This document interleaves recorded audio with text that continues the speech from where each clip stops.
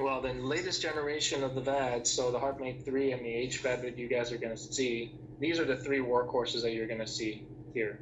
Okay. HeartMate 2 is there's going to be some still laying around, but you're going to see a lot more of the 3s and the HVADs.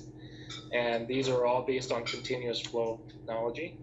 The only difference between the two, HeartMate 2 and the HeartMate 3 and HVAD, all of them being continuous flow, is the way that the blood is spun.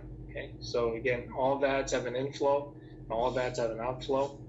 The only difference between an axial flow and a centrifugal flow device is that the inflow and outflow are essentially in parallel in an axial flow. So that's the top diagram where the blood comes in. There's a little screw, essentially, it's based on the Archimedes principle, that displaces blood from point A to point B, and the outlet is in parallel. Whereas on the centrifugal flow device on the bottom, the blood enters the LVAD, it gets spun in a centrifugal fashion, and the blood outflow is at a 90-degree angle from the way that the blood entered the ventricle. Okay. I think for today's talk, it's probably too much to talk about why and what's better and things like that. But at the end of the day,